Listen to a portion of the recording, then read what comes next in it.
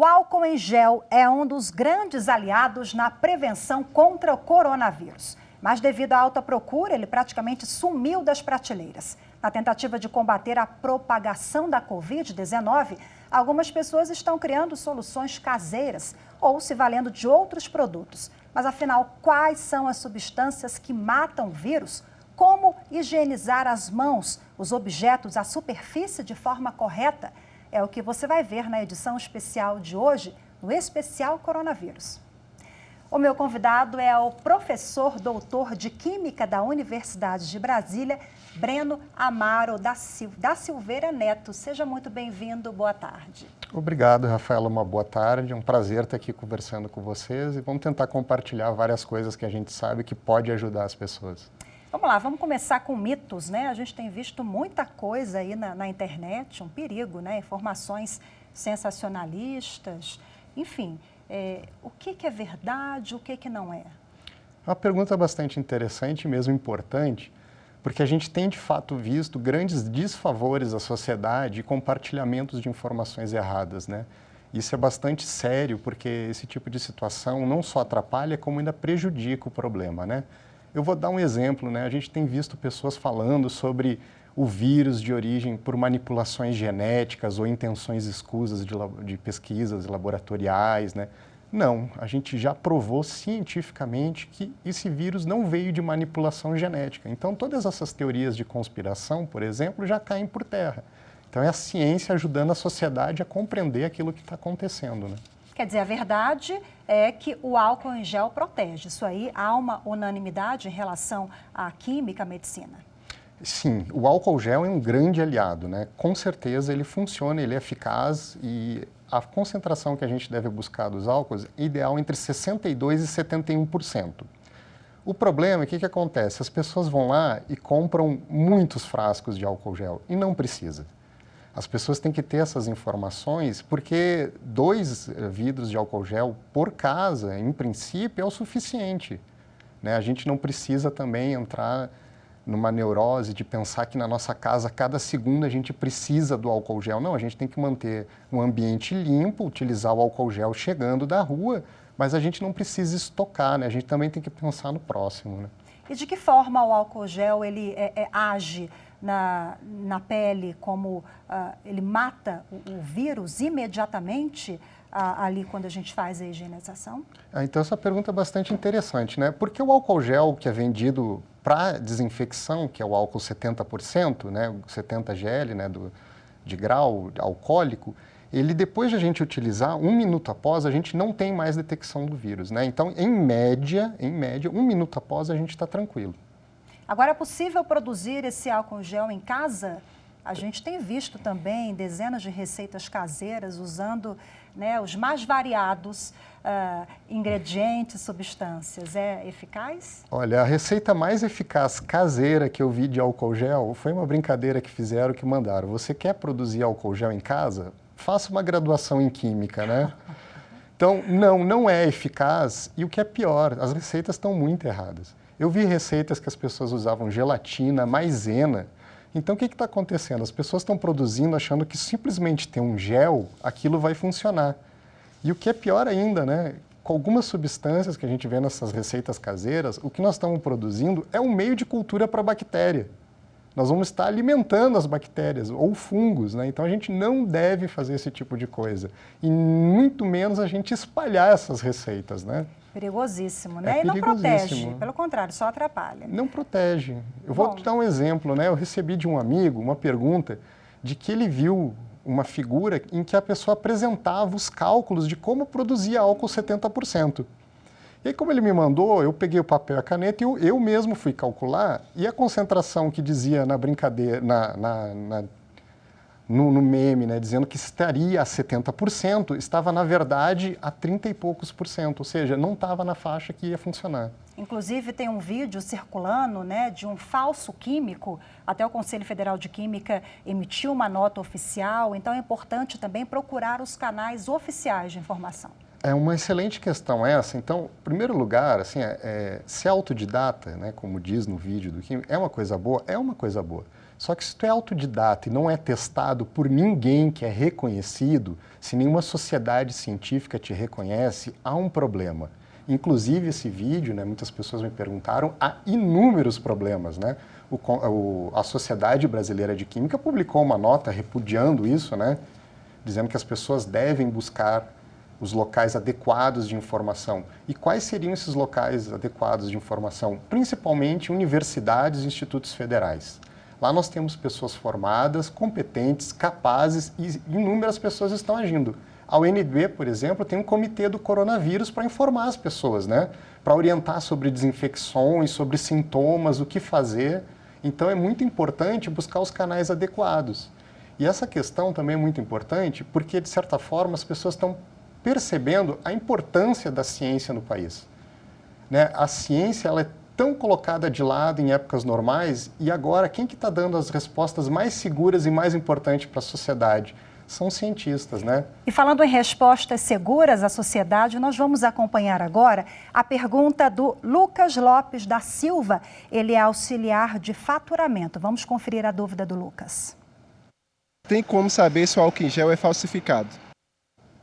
Tem como saber? Então, o álcool gel, se ele tiver apenas na consistência um gel transparente, é muito difícil, não tem como. E por isso que é tão perigoso também.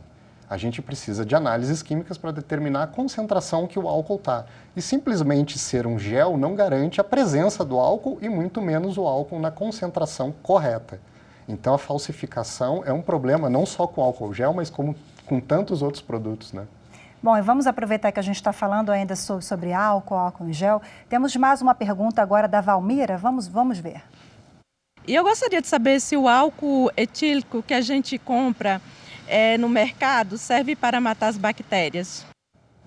Uma boa pergunta. Faça o seguinte, quando você pegar a garrafa no supermercado, você procura onde diz o grau GL dela, né? O grau GL a gente vê 92, 70 e diversas concentrações, 98, né? Então, se tiver entre 62 e 71% é a faixa ideal, mas acima disso também serve. Bom, Breno, muitas pessoas com o intuito de higienização, às vezes usam acetona, eu já vi, o álcool, água sanitária, isso pode até ferir a mão, a pele? Sim, a acetona, quando a gente vê aquelas acetonas de esmalte, elas são preparadas para uma concentração que não vai atacar tanto, né? Mas a gente não deve passar aquilo na pele, porque aquilo lá é feito para as unhas. Então não faça isso, você pode ter uma alergia na pele, é melhor evitar. Você quer desinfectar, assim, pode usar água sanitária, prepare um balde com água sanitária, passe um pano de chão, né? Use a água sanitária. Mas na pele, nas mãos também? Não, na pele não, a gente deve evitar a água sanitária na pele. O que a gente coloca na pele? É água e sabão, detergente, sabonete líquido, né? É isso que a gente utiliza. Lave bem as mãos, tome banho, lave bem a pele com detergente, né? Um sabonete líquido, que isso vai resolver, isso vai ajudar. Vamos agora para a terceira pergunta do Igor. Vamos conferir. Passar álcool em gel protege da mesma forma que lavar as mãos com água e sabão? Você já adiantou Sim. um pouquinho aqui, né? O sabão é muito eficaz também. Água e sabão, né? O detergente, né? Muito eficaz. Mas sim, o álcool gel, eu não posso lavar as mãos, eu tenho acesso ao álcool gel, eu vou passar o álcool gel nas minhas mãos sem problema. Além da água sanitária, quais são os produtos ou substâncias que podem ter essa função de limpeza, de matar bactérias? Então a gente vê nos supermercados, né, normalmente corredores inteiros de desinfetantes, né? Use esses desinfetantes, eles estão em concentrações apropriadas. Mas aí também, mais uma vez, nos objetos, na superfície, né? Fala em superfície, até uma questão bastante interessante, né? O tempo que o vírus vive em diferentes superfícies, né? Então, por exemplo, a gente pega madeira, papel, plástico e vidro. O tempo do vírus vivo nessas superfícies pode ser de 4 a 5 dias. Em alguns metais, como alumínio, entre 2 e 8 horas, né? Em aços inoxidáveis, até 48 horas. Por isso que a gente tem que desinfectar bem as coisas, né? Bom, desinfectar bem em casa, por exemplo, essa limpeza deve ser diária ou dentro de casa você está protegido? Como é que funciona? Olha, é recomendável a limpeza diária, principalmente para quem tem que sair para a rua. Porque quando a gente sai para a rua, né, por exemplo, assim, as pessoas estão saindo, eu vejo, de luva e máscara, né? Você sabe quanto tempo o vírus fica vivo nas luvas? Até 8 horas. Então, o que acontece? As pessoas chegam, tiram uma luva, vão lá e pegam a outra com a mão e tiram. Aí eu vou até o banheiro para lavar as minhas mãos, só que antes eu passo a mão no rosto, por exemplo. Então, a gente tem que ter cuidado até com esses equipamentos, porque a gente tem que saber utilizar eles corretamente. Eu vejo as pessoas utilizando a máscara e às vezes as pessoas estão com a máscara retirada. Então, não está sendo eficaz, né? Não adianta eu usar um equipamento de proteção se eu estiver usando ele errado. A probabilidade dele não funcionar vai ser alta.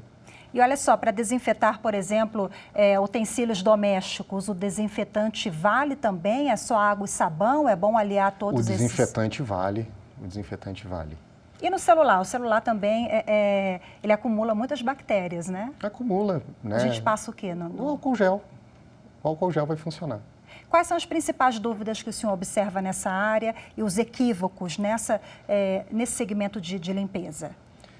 Olha, eu acho que de limpeza é a pessoa, por exemplo, assim, vai lá e pega o desinfetante no supermercado e coloca uma tampinha no balde e aí enche 20 litros, né? Então o desinfetante está completamente diluído lá e vai perder eficácia. Então é importante a pessoa ler a instrução que tem nos rótulos de como utilizar o produto. É o mais adequado. Vinagre eu já ouvi falar também, né? Tem gente por aí usando vinagre. Não use vinagre. Vinagre é um ácido acético, pode queimar suas mãos, né? Não faça isso. Bom, o senhor elaborou uma espécie de uma cartilha, né? Artigos justamente para explicar às pessoas quais são os riscos, como se prevenir da forma correta. Esse material está disponível na Universidade de Brasília? Não, o material está circulando via WhatsApp, outros aplicativos de mensagem. É um material que eu preparei porque as pessoas estavam fazendo muitas perguntas e porque estava circulando muita informação errada. E é isso que eu falo da importância dos cientistas nesse momento, né? De juntar esses materiais. O que a ciência está nos dando de resposta nesse momento, né? E a gente está percebendo a importância do trabalho dos cientistas, né? Eu tenho inúmeros colegas que estão ajudando, agradeço muito já ao meu grupo de membros afiliados da Academia Brasileira de Ciências, né? Eu sou membro afiliado. E quando eu preparei o material e enviei no WhatsApp lá nesse grupo, prontamente vieram sugestões de melhorias, de inclusão, de correção, porque são cientistas de diferentes áreas. Então, nós estamos trabalhando em conjunto, né, em prol da população, né? Esse era um momento que a gente poderia ter junto ao Ministério de Ciência, Tecnologia, Inovação e Comunicações, um comitê de cientistas notáveis. Isso não é difícil de montar para orientar os passos que devem ser dados, né? Porque o que os cientistas fazem? Os cientistas são pessoas que se preparam, e se preparam muito, para usar o conhecimento em prol das pessoas.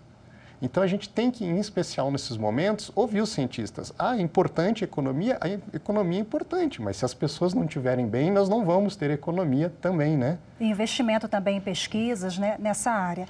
Bom, a gente tem crescido nas últimas semanas, a gente tem visto também debates em torno do uso de medicamentos à base da substância que é hidroxicloroquina. Hidroxicloroquina. O nome é um pouquinho difícil, mas é uma substância que vem provocando aí uma certa polêmica. Eu acho que não há consenso na academia sobre o uso, sobre a eficácia. Como é que o senhor avalia isso? Qual a composição dessa substância? Tá, então a hidroxicloroquina é uma substância que a gente conhece desde 1946. Ela não é nova, ela é utilizada para tratamento de malária, lúpus, né, artrite reumatoide, né, entre outras pequenos problemas que as pessoas podem ter. Então a hidroxicloroquina, esse estudo de aplicar ela contra vírus não é um estudo novo. A aplicação contra o SARS-CoV-2, que é o vírus causador, né, do Covid-19, isso sim é uma questão nova. Por que isso começou? Um grupo francês publicou um artigo, né, de resultados preliminares. Eles utilizaram em 20 pacientes o tratamento da hidroxicloroquina associada à azitromicina. Então não foi só a hidroxicloroquina, né? E eles observaram uma redução da carga viral bastante significativa. E eles mesmos falam que são resultados preliminares. É promissor? É muito promissor. Mas aí o que a gente observou, né?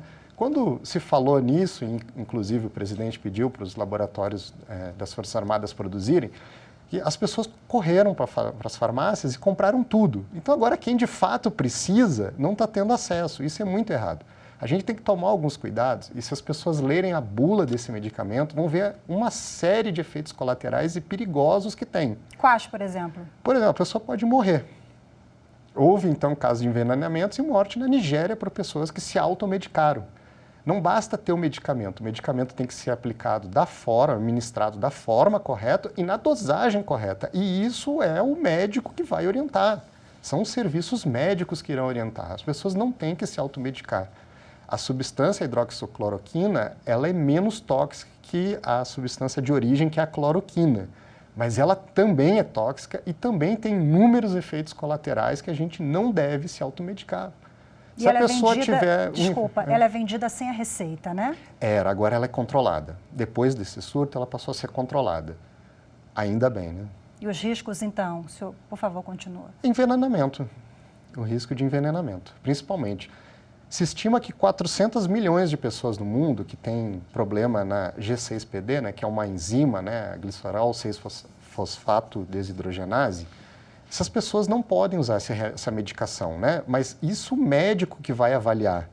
O que a pessoa pode fazer? Ela vai ingerir a medicação sem saber se ela pode ou não, e ela pode ter problemas nos glóbulos vermelhos. Isso vai levar a uma série de problemas, até mesmo à morte, né? Então, não faça automedicação, né? Se você tiver com sintomas, procure orientação médica, né? Ligue para os serviços que estão ajudando na orientação das pessoas, né?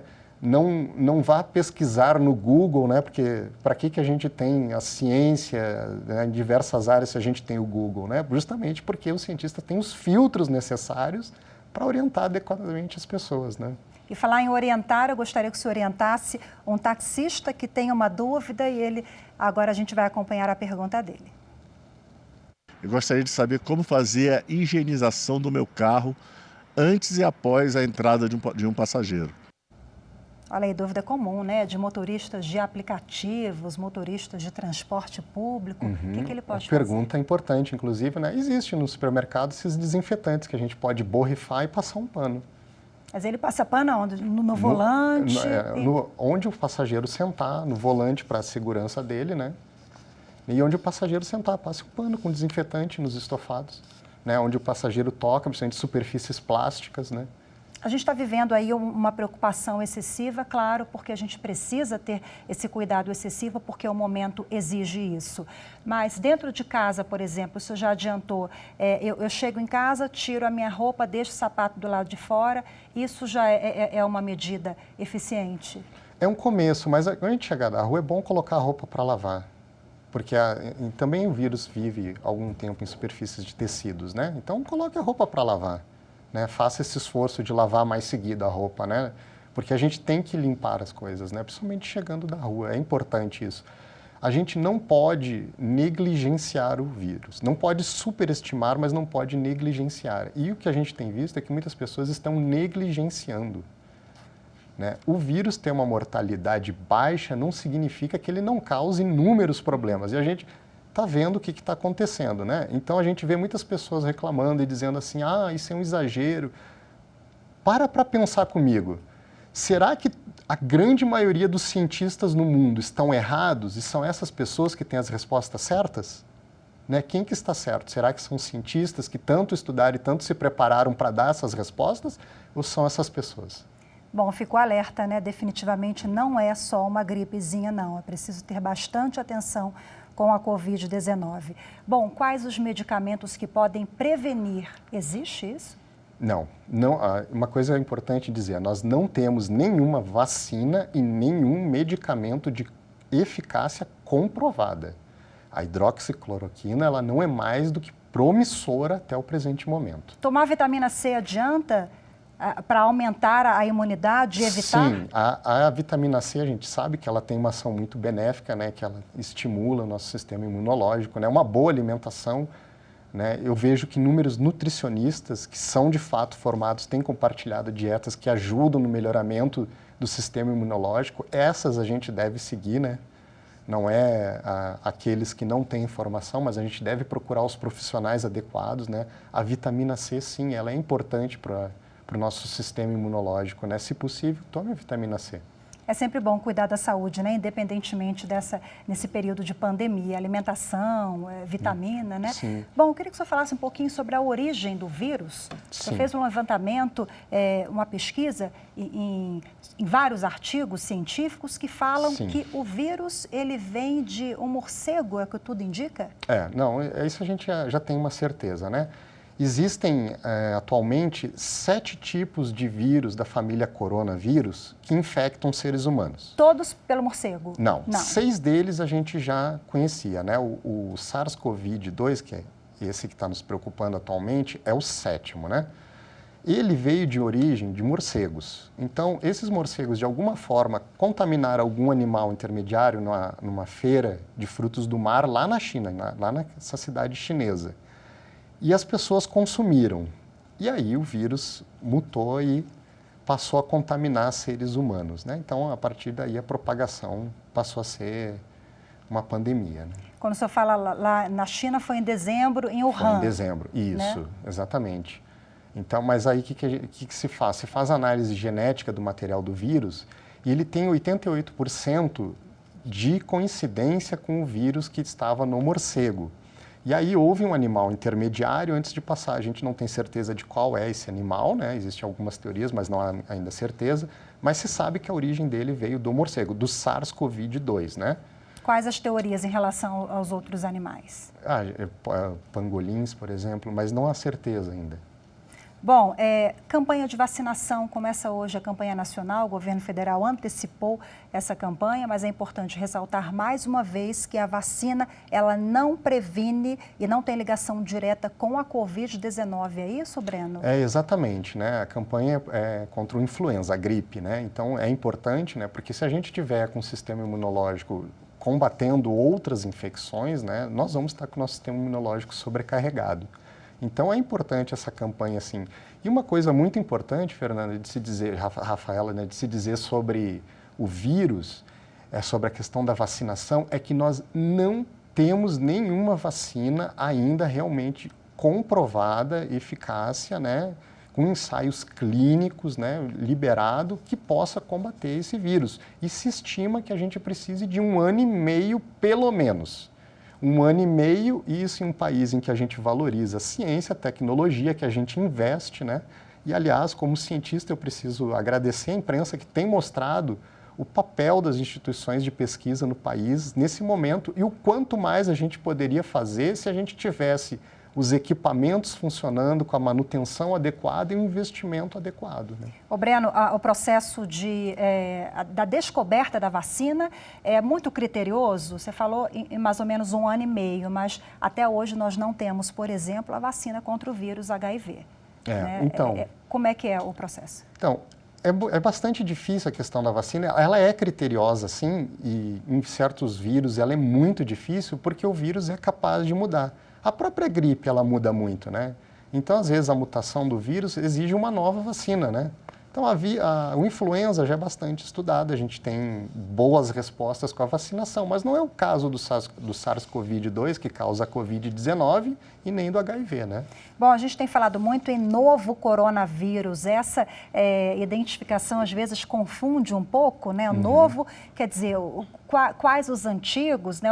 O novo coronavírus é o mesmo de dezembro do ano passado, quando a gente começou a ouvir falar do coronavírus. Existe alguma diferença? E quais os integrantes dessa família corona, essa grande família? Então, o novo coronavírus, como eu te falei, ele é o 7º vírus da família corona capaz de infectar seres humanos. Por que ele é o novo? Porque existia em 2002, 2003, aquele surto que houve na China também do SARS-CoV. Esse é o coronavírus 1. Depois a gente teve, em 2012, no Oriente Médio, o MERS, né? Que é um outro da família corona. E agora o SARS-CoV-2, que é o novo coronavírus, né? É o 3º capaz de infectar seres humanos. O 7º, né? Os outros 4 desses 7, né, em geral, eles causam apenas resfriados, sintomas mais leves e a gente não se preocupa muito. Mas esse do surto de 2002, 2003, que é o SARS-CoV, né, que seria o Corona 1, e o MERS de 2012 no Oriente Médio, esses foram realmente preocupantes. E agora o SARS-CoV-2, que é o novo coronavírus que está isso no mundo que a gente está observando. E os sintomas são parecidos, né? É gripe, resfriado, e esse, qual o plus desse novo coronavírus? É o quê? A febre? A fadiga? Então, os sintomas comuns nos estudos que a gente viu publicados, sintomas comuns, mas não são únicos que a gente vê, mas os comuns foram tosse, febre e fadiga.